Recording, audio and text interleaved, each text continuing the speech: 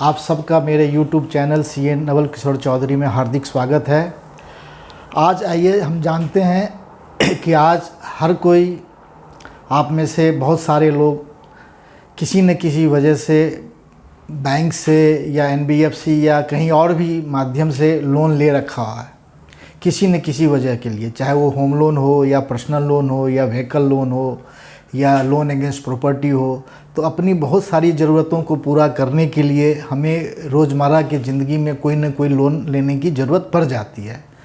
तो आप अक्सर देखते हैं कि जब हम भी लोन लेते हैं तो उस टाइम में जो हमारा EMI कैलकुलेट होता है वो हमारे रीपेमेंट कैपेसिटी के अकॉर्डिंग होता है।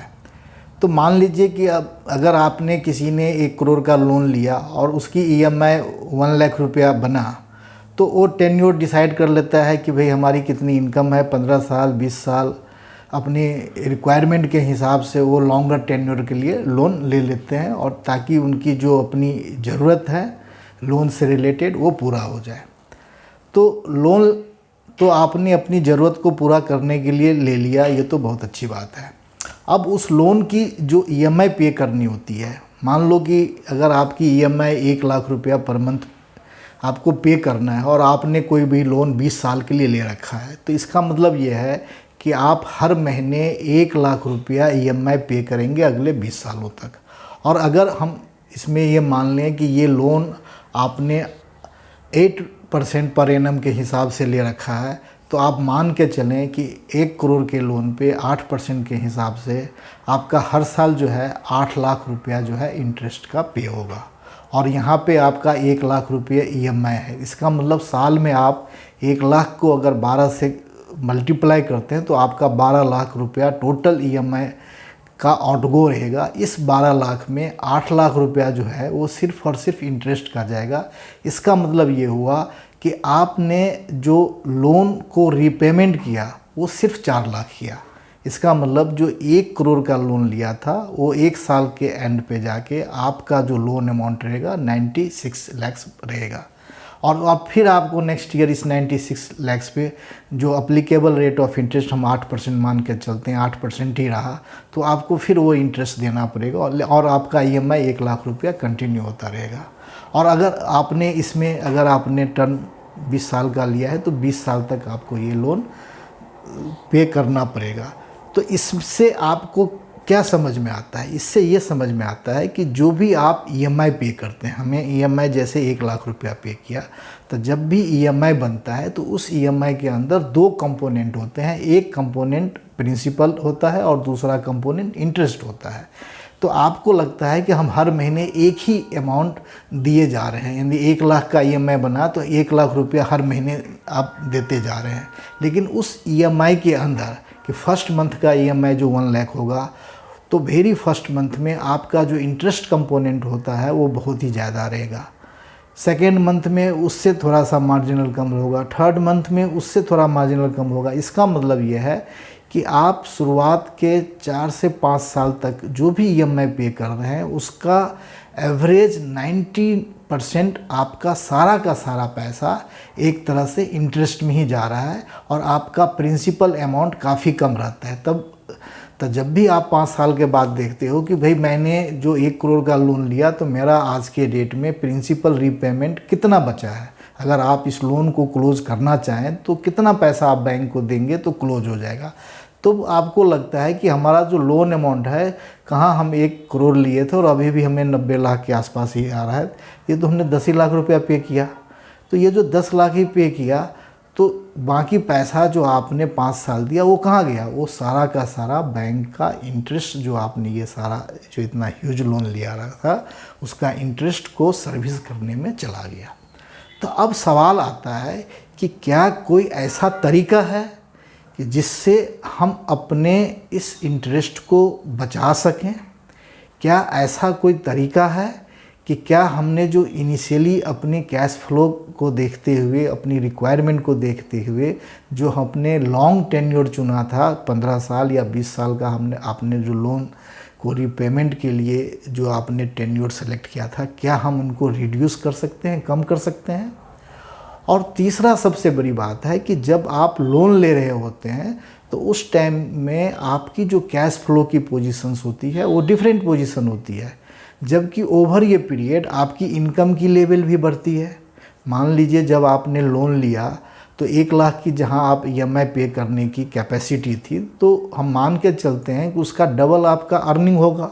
मान लो कि 2 लाख रुपए आप पर मंथ कमा रहे होंगे, लेकिन ओवर ये पीरियड आपकी इनकम भी तो बढ़ती है, लेकिन EMI तो फिक्स ही है। फर्स्ट ईयर में भी 1 लाख जाएगा, सेकेंड में भी 1 जाएगा, थर्ड में, यानी कि लोन का टेन्योर जब तक है तब तक आपका EMI 1 लाख ही बना रहेगा, लेकिन आपकी इनकम बढ़ रही है। तो इनकम मान लीजिए अगले साल आपका 2.5 लाख हो गया या 3 लाख हो गया या और भी ज़्यादा हो गया, तो इसका मतलब है कि आपके पास EMI को पे करने के बाद आपके पास और भी सरप्लस फंड्स होता है। तो इस फंड्स को आप कैसे अपने इस लोन के EMI को कम करने के लिए, अपने इंटरेस्ट को बचाने के लिए कैसे यूज करेंगे, इसी चीज़ को हम आज आपको इस वीडियो में डिटेल में बताने जा रहे हैं। तो आप इस वीडियो को एंड तक देखें, तभी आप समझ पाएंगे कि हम कैसे अपनी EMI जो हम पे कर रहे हैं बैंक को, उसमें हम कैसे उस EMI को जो हमने टेन्योर सेलेक्ट किया था, लंबा टेन्योर, उसको हम कैसे शॉर्टेन कर सकते हैं, कैसे हम इंटरेस्ट की एक बड़ी सेविंग कर सकती हैं। और ये बहुत ही आसान तरीका है, ये कोई रॉकेट साइंस नहीं है, बहुत ही आसान तरीका है। आप देखते हैं कि जब बैंक आपका जो इंटरेस्ट ले रहा है, तो बैंक जो इंटरेस्ट ले रहा है वो आपका क्या है, एक तरह से कंपाउंड इंटरेस्ट है। जो इंटरेस्ट आपका प्रिंसिपल अमाउंट है उस पर इंटरेस्ट लग रहा है, तो जो भी आपका प्रिंसिपल अमाउंट रिड्यूस होता रहेगा, बैंक उस पर इंटरेस्ट आपसे चार्ज करते रहता है ओवर ये पीरियड। लेकिन जैसे हमने बताया कि आपकी इनकम भी आगे इंक्रीज करती है, तो जब इनकम आपका आगे इंक्रीज हो रहा है और EMI कांस्टेंट रहता है, EMI आपका कभी नहीं बढ़ना है। EMI के अंदर का जो कंपोनेंट है प्रिंसिपल इंटरेस्ट, सिर्फ ये दोनों वेरिएबल कंपोनेंट है। EMI का जो टोटल अमाउंट है वो फिक्स रहेगा ओवर ये पीरियड ऑफ लोन टर्म जो भी है।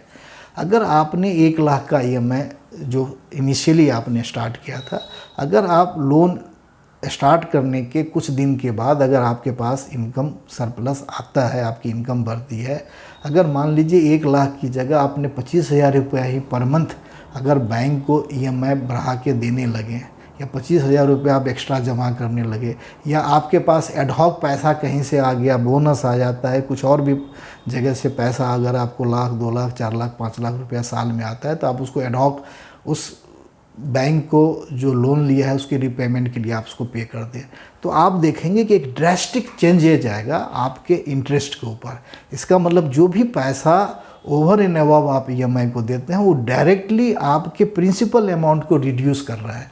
और जैसे जैसे प्रिंसिपल अमाउंट रिड्यूस होगा तो आपका इंटरेस्ट का कंपोनेंट भी रिड्यूस होगा, और इंटरेस्ट का कंपोनेंट रिड्यूस होगा तो आपका लोन का जो रीपेमेंट है वो भी ड्रेस्टिकली कम होते चला जाएगा। तो एक तो लोन का आप कम हो गया प्रिंसिपल, दूसरा आपको इंटरेस्ट में एक मेजर सेविंग देखने को मिली, तीसरा आपका जो लोन का जो टेन्योर था वो लोन का टेन्योर भी काफ़ी रिड्यूस हो जाएगा।